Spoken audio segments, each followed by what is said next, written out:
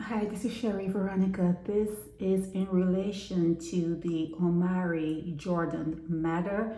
Remember Omari Jordan, homicide number 17 in Barbados. And we're hearing that the guys who went after Omari, RJ, and Darik, he is dating one of their mothers. His name is Raymond Morris.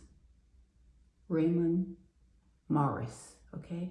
This is a very, very young photo of him. They say right now he is probably in his 60s. He's morbidly obese and he's bald, gray hair. And when he would go on reports, he usually ended up, like with someone in the neighborhood. Like I said, it seems as though they're like the Barbados Police Service gang and their Rams also, like, they just try to, get whatever they can get while they're in professional capacity.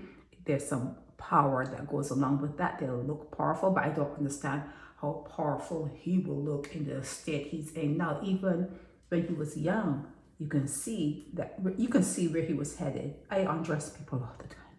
I undress these guys all the time, and you can see where he was headed, even with that coat on. And he has the noose, the colonial thing around his neck. Yeah, you can see where he was headed, but they're saying that he is a dirty cop.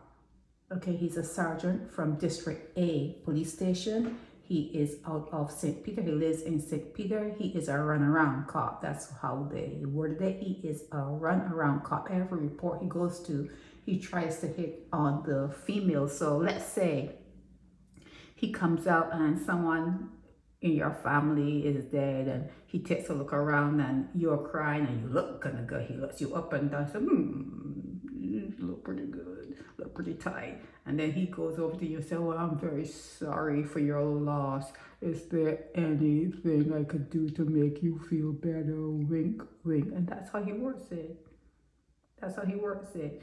And next thing you know, he's coming by at night and going leaving in the mornings. But like I said, with the way he has been described, how do they still manage it? Is it that women are that desperate? Is it that? Is it like, oh, at least I have a man, at least somebody's coming and I have a warm body in my bed? Is that it? I don't know. But yeah, this is Raymond Morris, and he is the guy. I had his last name Morris, but I just recently got his first name. Like I said, he does not look like this. This is a older photo of him. He is elderly now, bald head, gray. Well, if he's bald, he could be bald and still has some hair somewhere because they're saying he has white hair, and he is, he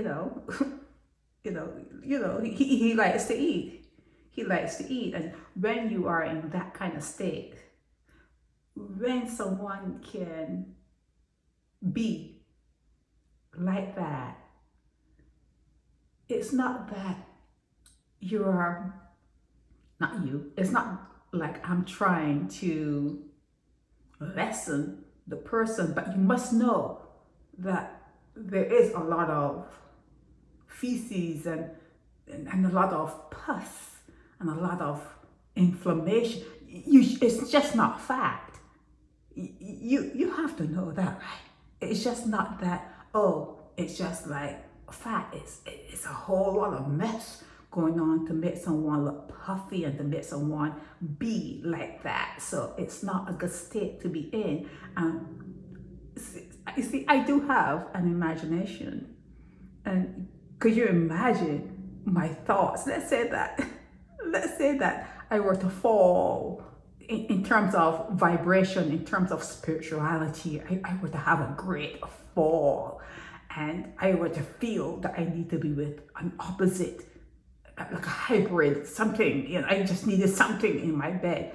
And could you imagine me in bed and someone like Raymond crawling into the bed next to me? How would that happen? like I said, it would be a great fall. I would have to be in a state of unconsciousness, like really unconscious, to actually tolerate a situation like that. And I always wonder about the females who allow that. And I guess I'm not sure, because when I speak, I'm going to speak from my personal vantage point.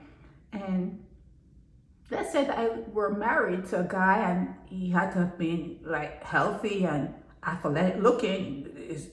It's what I'm attracted. You need to have a six-pack and you need to look strong and you need to look a certain way. And then let's say that I had stayed in that relationship for donkey years and that guy had gotten like, let himself go. Let himself go. It would be a situation. That would be a situation for me, because it's not till death do us part for me. And it's not that I'm afraid to be alone for me. It's like, that's not what I signed up for me.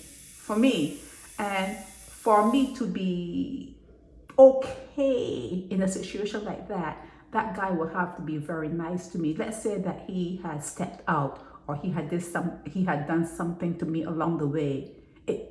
There's no way that he could have done something to me along the way and look like that and expect me to stay. There's no way. There's no compromise. There's nothing. He would have to be straight and narrow, and really, he would have to have my head to make me think that he's all for me and he brings all his money home and everything is on the up and up. It will have to be something like that for me to stay in a relationship with someone that will look like Raymond in his 60s. It will have to be a situation that I hadn't known him from the get-go, and it's like, I know him, because I'm not letting myself go. Okay, it's very important that I have a flat stomach. It's very important that I have defined legs. It's very important that I can do my headstands when I go to yoga. There's certain things that are very important. And when people let themselves go, then you have to be lifting them on bed because they have like bad back, they have diabetes, they have this, they have that, and have to help them put pills in sections in the thing and help them take. Oh no. That's a hard no for me. I'd rather be by myself. So yeah, he is with this lady in the Ivy. And they're saying that, he goes to cases, he goes to shoot-ups, he goes to stab-ups, he goes to robberies, he goes to whatever. And he would, check out what's going on here, a jostle here. He probably has his hands full, but he has someone in the Ivy. This is what they're saying. And the streets ain't lying. On this particular one, have you heard me say alleged? I haven't said alleged once because I have a file. I'm not supposed to show everything, but I do on this particular one. There's some evidence that can go along with what I'm saying. So yeah, they're saying that he's a dirty cop. He's a sergeant in the District A police station, and he doesn't look like this now. This is a young photo. He's all Humpty Dumpty-ish looking, and he's someone you have to look at in terms of how the Omari Jordan case is going to proceed. Okay, that's what you have to look at now with him. How is this case going to proceed with him and the other great white one, with them involved in the family affairs there in the Ivy? And I'm going to show you what he represents himself to be on Google. Hold on. Yep. Here he has himself as a security analyst and compliance, whatever. It's on LinkedIn. And then Sergeant of Police Raymond Morris. Wait, this is some. See, there's so many names that are similar. And then there was this Raymond Morris that was some kind of serial killer.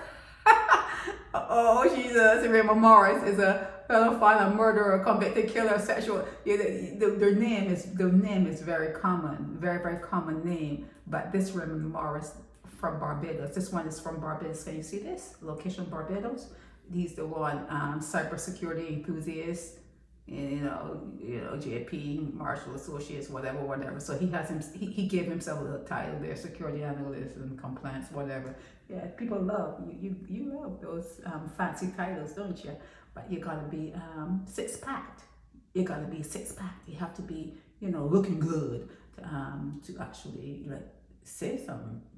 You got your body, your body, and the way you look has to say something. You can't be walking around with a whole lot of inflammation and, you know, a engorged gut and whatever else in there that is in there that shouldn't be in there, that should be out in the toilet and flush. No, you can't be walking around looking at that and thinking you're saying something. This is Sherry Veronica. Help me spread the word about Naked Departure via social media. Subscribe and share to show support and love for our channels.